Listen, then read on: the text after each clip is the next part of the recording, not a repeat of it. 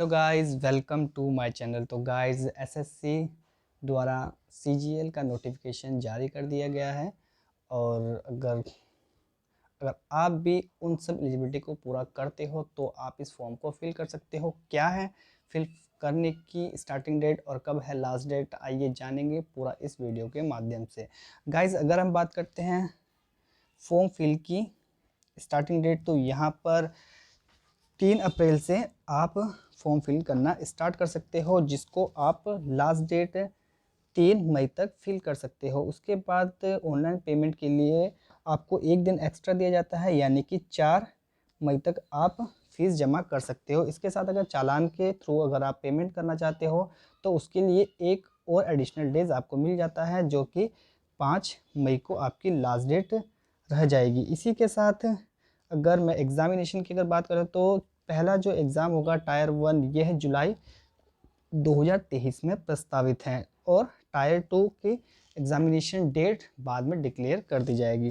तो गाइज, अगर बढ़ते हैं हम नेक्स्ट की तरफ, तो यहाँ पर डिटेल ऑफ पोस्ट, यहाँ पर किस पोस्ट के लिए कितना ग्रेड पे है तो उसकी डिटेल यहाँ पर दी गई है। तो गाइज, अगर अगर हम टॉप लेवल की बात करें तो पे लेवल जहाँ पर हमें 8 मिलता है, यह है 47,600 से 1,51,100। तो यहाँ पर कुछ पोस्ट हैं जो इस क्राइटेरिया में आती हैं। तो कौन सी है post? Assistant audit officer, assistant account officer. तो गाइज, यहाँ पर ये गजेटेड बी लेवल की जॉब है, जिस पर एज क्राइटेरिया 18 से 30 वर्ष है। इसी के साथ अकाउंट ऑफिसर, यहाँ पर भी गजेटेड बी है और 18 से 30 यहाँ पर एज क्राइटेरिया है। गाइस, इसके साथ यहाँ पर कुछ और पोस्ट है जो पे लेवल 7 के अंतर्गत है, जिस पर यह ग्रुप बी की पोस्ट है, जिस पर एज क्राइटेरिया 18 से 30 वर्ष दिया गया है। गाइस, आप देख सकते हो अगर जिन भी पोस्ट पर आप अप्लाई करना चाहते हो।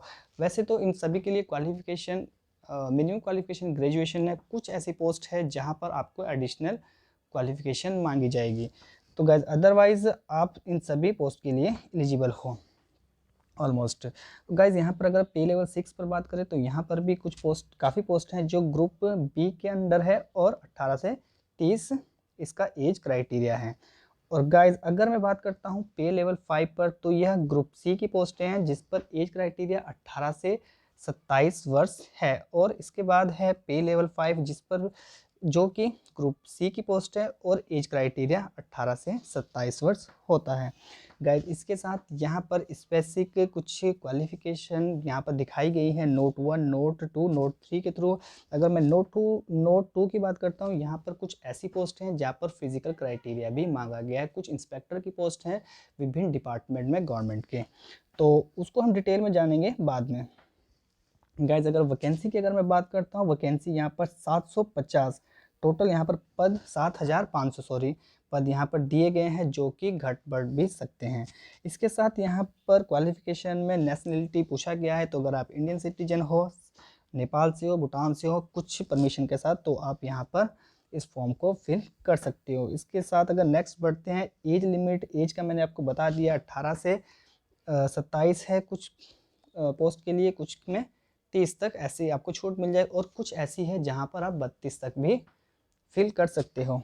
इसके साथ यहाँ पर रिलैक्सेशन भी दिया गया है, जो कि नॉर्म्स में आपको पता है, एससी के लिए 5 साल, ओबीसी के लिए 3 साल।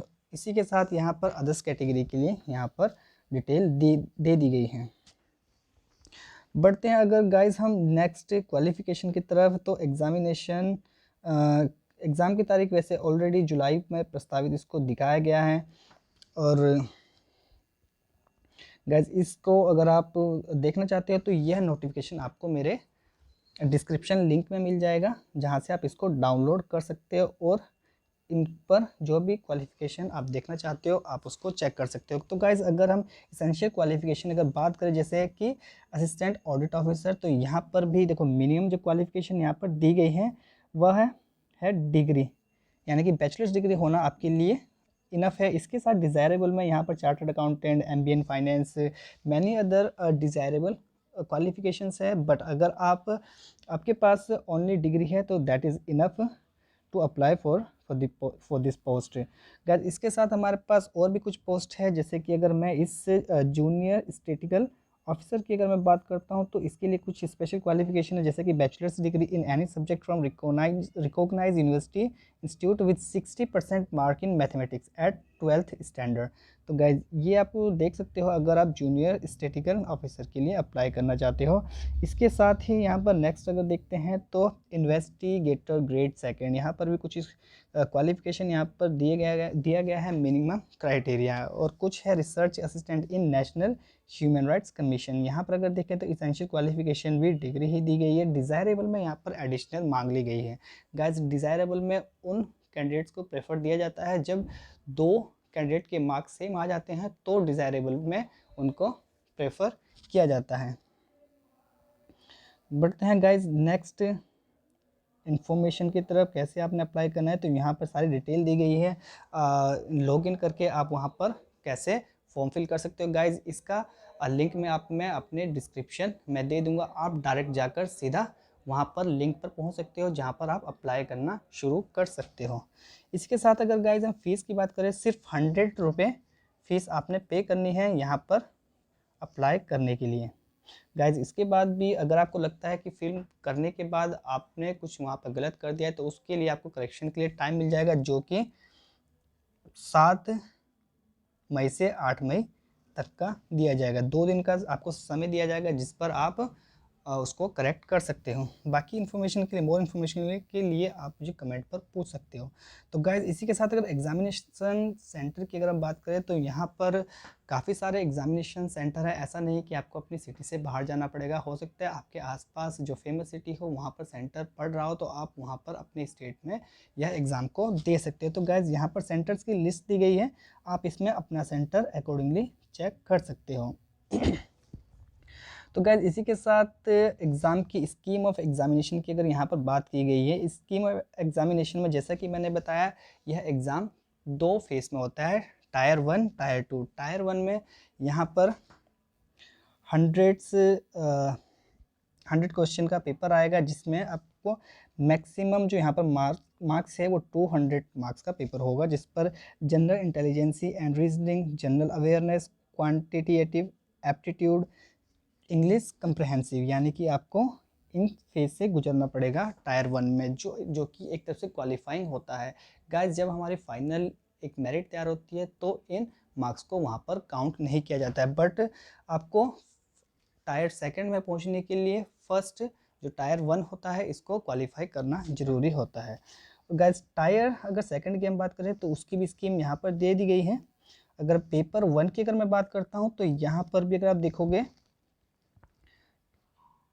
30 नंबर का आपको जो क्वेश्चन आएंगे वो आएंगे मैथमेटिक्स से, रीजनिंग एंड जनरल इंटेलिजेंसी से। उसके बाद अगर आप 70 नंबर की अगर बात करें तो वहाँ पर इंग्लिश लैंग्वेज कंप्रहेंसिव से आएंगे और जनरल अवेयरनेस से रिलेटेड यहाँ पर क्वेश्चन आएंगे, जो कि हमारे जो फाइनल एक मेरिट बनती है तो वहाँ पर इन्हीं जो मार्क्स में से हमारी मेरिट लिस्ट बनती है।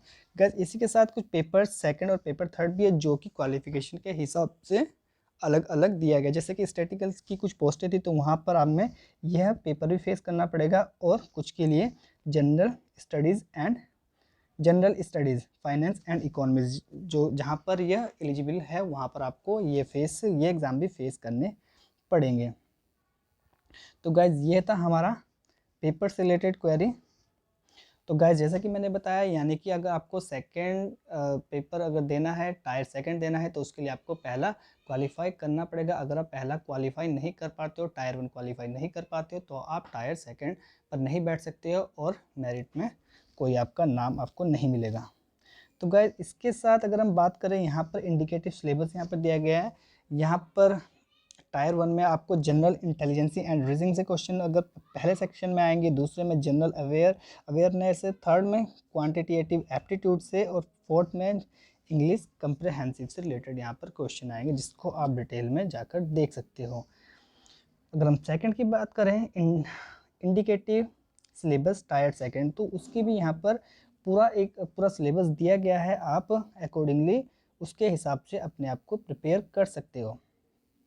तो गाइज इसको आप पढ़ सकते हो कि कौन कौन से पेपर आपको देने हैं, किस तरह का आपका सिलेबस रहेगा, कहाँ पर आपको फोकस करने की नीड है। तो गाइज ये हमारी पूरी डिटेल रही यहाँ पर पेपर 2 और उसके बाद 3 जो कि मिनिमम जहाँ पर क्वालिफ़िकेशन इस तरह की होगी वहाँ आपको फेस पेपर 3rd और 4th भी देना पड़ेगा।